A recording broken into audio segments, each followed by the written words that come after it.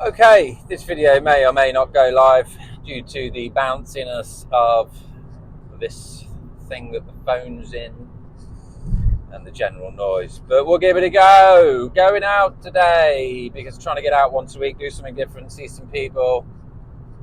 Going to see my best friend Fran in Lincoln today and play some pool. Last time I went, we had a little bet for £10 a man. I won 16.6. I mean, it's not just winning, isn't it? It's an outright thrashing. But no need to go on too much about how I won 16.6. Keep it calm for today. And I was thinking about what to do for the video today on 162 days in. I've decided to go for it and try and get these 33 finished by the end of this month, which is a big ask, but we've got a lot of the foundational stuff set up and we're feeling good about the ideas.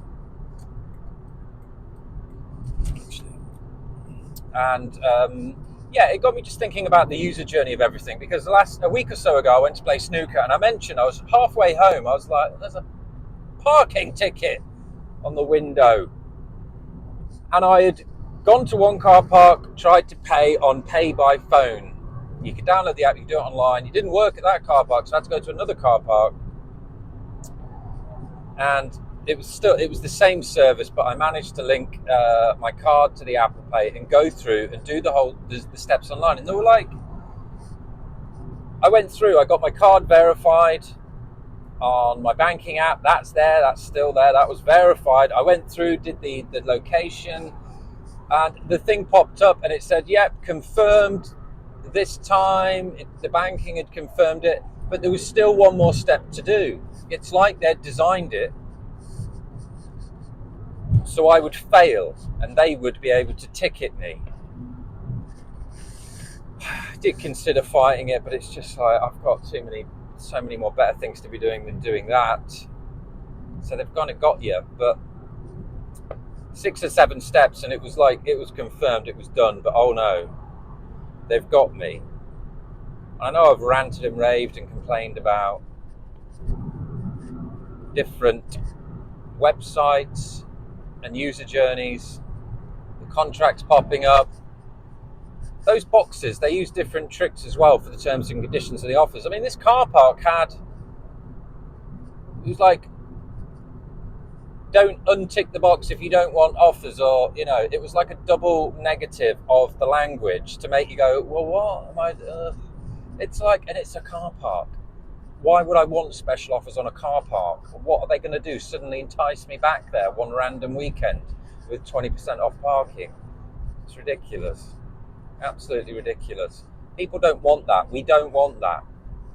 That's why with Nonconformity Company, you'll be pleased to know that every single one of our websites is made with the intention of giving you the easiest, cleanest, nicest journey possible to the information, to the education, to the product, to the service, to the life upgrade, to the insight of wisdom that we're giving you with a lot of these.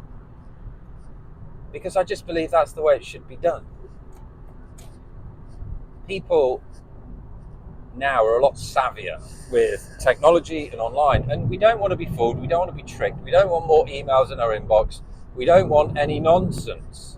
So I'm really trying hard to have Nonconformity Company as a no-nonsense brand that can be trusted, where you can get the information. Some of the sites we will ask for emails, but a lot of them we just won't. We're just going to give it to you. And I think that should, by itself, just pleasantly surprise people. So they're like, oh, I've just seen this simple landing page for Nonconformity Automate, for example. Start leveraging your time, the headline, interesting. Let's click the learn button. Oh, fantastic. This sounds amazing. Click over to the start. Let's go. Let's do it. Let's improve our lives. Let's improve your lives. Let's start outsourcing and automating and saving time, valuing our time more on that particular brand.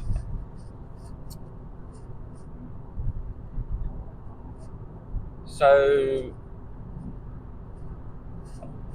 that's the aim, to get this information across as quick as possible. I've said my purpose, I believe, is to be a teacher. I love learning, I love teaching. So I want to start teaching in simple and creative ways, not overthinking things. I think a lot of times, and this is our message as well, a lot of times people might have ideas, they might see opportunities, and they get excited and they're like, oh yes, we're going to do this. They find the name, they start doing the brand, searching for the company name, the domains, and it's all very exciting to begin with. And oh, nice one, Van. It's all very exciting to begin with, but very quickly that can fizzle out. And there's been some good books that we've talked about that recommend this process. It's kind of that point where the excitement goes is when you've got to really keep pushing. And to that, I'm saying build in reverse. Like, stop trying to get everything set up perfectly so you're all perfect and nice. Don't do that. Just get something set up. You don't even need a website set up. Just start talking to people, start emailing people. You can just get a PayPal link for a deposit, or an email address, or just a vote of confidence, some feedback from people around you. Now, I do want to talk about this because I'm coming up with a way of talking to people. I'm going to divide them into 3 categories, because although you want to talk to people around you, you want to be careful depending on what circles these are in. Now, I want to break these into, say, like 3 different groups, and these are a bit in the LifeMaster philosophy, like family, friends, and then contacts. Really, the other one's your partner in LifeMaster, but we only need family or very close people around you is group number 1. Friends or associates, good friends or kind of okay friends, like people that you know quite well, are in the second category. Complete strangers or contacts you may have met like, once or twice, you don't really know too much about each other. That's group 3. So it's good to talk to number 1, the close people around you, close friends and family.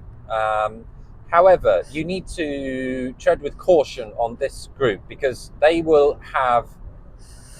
know you, so their perception of you will get in the way sometimes with the advice, and you might often find that your excitement will not be resonated with them. You might be very excited and you might not get that back, and that could be disappointing. That could not feel very nice.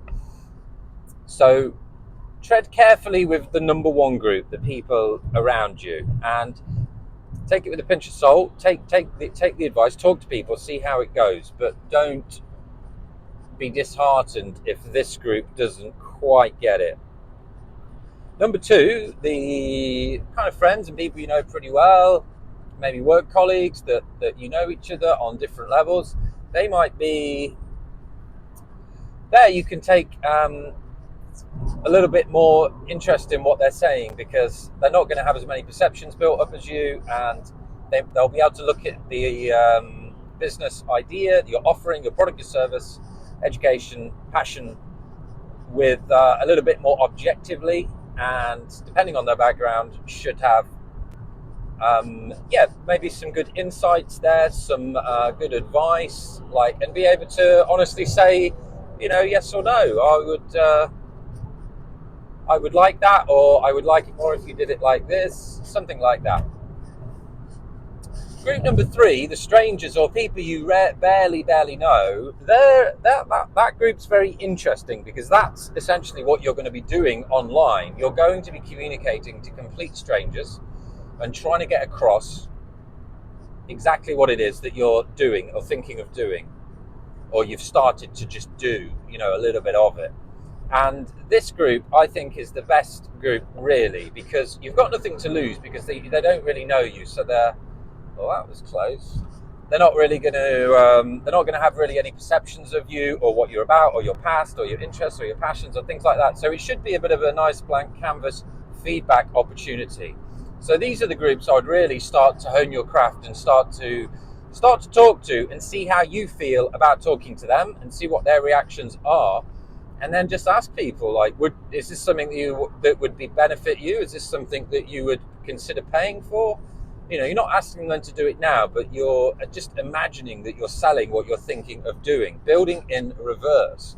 So there's no wasted time thinking your idea is incredible when it just might not be that great. Or you might just need to talk to some people to shift it a little bit here, change it a little bit there to make it more relevant. So yeah, I'm glad I remembered those 3 groups, because it came to me yesterday as an idea and I'd forgotten I'd come up with that. So I kind of like that, because you just, group number 1, just tread with caution, quite a bit of caution. Group number 2, some caution. Group number 3, that's your opportunity to really flex this idea. And it's very interesting when you start to get these things off paper or out of your head and into real life. And this is your opportunity to do that. And so you're better off to have 10 ideas, 10 similar ideas or 10 different ideas, and start talking to different people and making notes and getting feedback, than thinking your one idea is great and that's the one, and then going ahead and doing all this work and spending all this time and money before you've actually got any customers. So that's the main point I want to get across today. That's the main point I want to get across with a lot of the non-conformity company stuff that we're doing. And build in reverse. Build in reverse. Right, Fraddy, I'm coming for you. Get ready. Just driving home after playing Call with Fran. I wasn't going to do another bit of the video. I was thinking about the video that I'll do for tomorrow based on what's happened today. And just wow. I don't know what the message is. Well, the message is, I don't know if this channel is going to turn into me complaining about tech, or whether just the message is for me to, obviously what I was trying to say earlier is channel a lot of these frustrations in. But like, I grew up, just if in case you're wondering, it was 6-all. 6-all, a great game. I won the first one and went 4-1 down by fouling on the black 4 times in a row, which is unheard of. Then, Fran went ahead to 6-1, I think. Then I got 5 back and 6-all. So, hell of a game. But I basically potted the black when you're not supposed to 3 games in a row, which got him to 4-1. I was horrified, and maybe it was because of this parking experience I'm going to talk about. I am tech savvy. I am not showing off, but luckily, I was just thinking back to, I must have been 13 years of age, and we had the first home computers in our house. The kids from the estate used to come round to see what this marvel was. We used to play these 5.5-inch floppy disk games, Robin Hood and all sorts of things. Like, it was brand new, nothing like it. And since then, I've kept up with tech naturally, because I was born into it, accidentally, on purpose, who knows. But like my Mac, I've got windows open, tabs open. I can flick around and be multitasking and doing loads of jobs. I've done tech businesses, spreadsheets, you name it. Like, I love tech. I love the automation. I love the systematic nature of it, that you can save time and get things done, automate business processes and save time. But I got to Lincoln, the first car park that I went to last time, which I also had a tech problem with that I didn't go into, and I won't go into it now because we've got enough whinging to go on now. But that was closed. I tried another one, it was rammed. No car, there was cars queuing, crazy. I thought I could try another one. This one had spaces. I was like, fantastic. NCP car park. And no cash. You can't pay cash. You got to download the app. I was already nearly half an hour late, and this pool was prepaid for the time at 12. It was getting on for like 25 past 12. I've not got loads of time. It's valuable pool time. So I park the car, I find a space, and I'm like, okay, I've got to get the app then, have I? I used the 10-minute walk from the car park to the pool hall to do this, but it took all of that time, and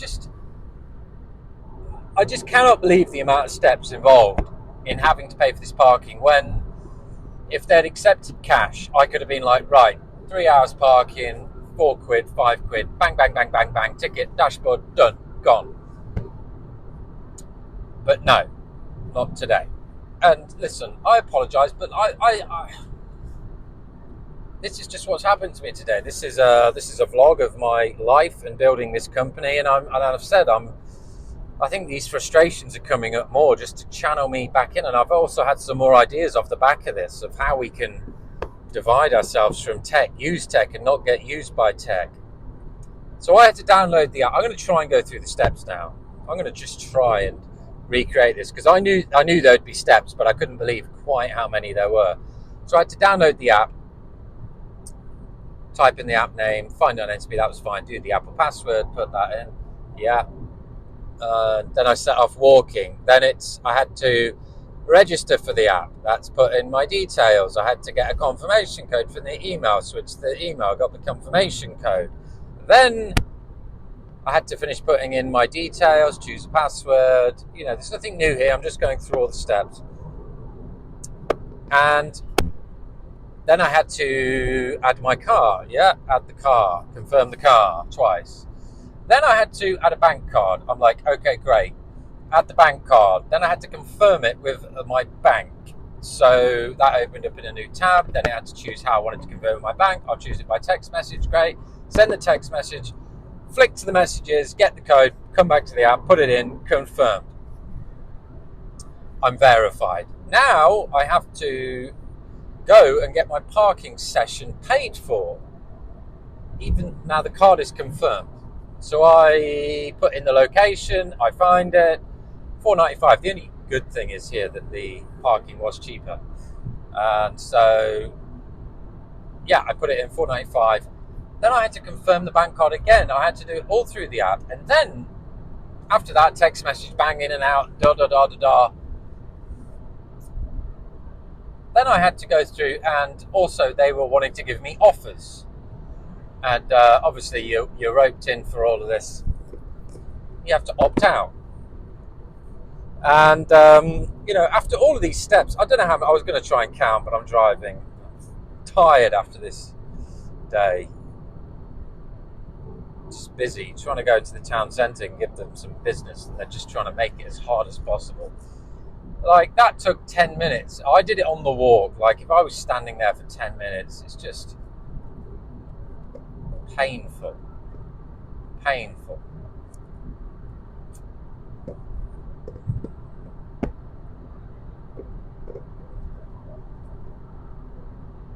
I thought they were flashing at me.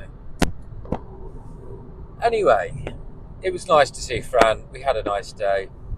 We're going to meet again in a couple of weeks and smoke some meat at my house for his birthday. It would be lovely, but it's just, I arrived half an hour late and stressed, and the pool was not good after that. Putting four black fouls in a row on games is unprecedented. It's unheard of.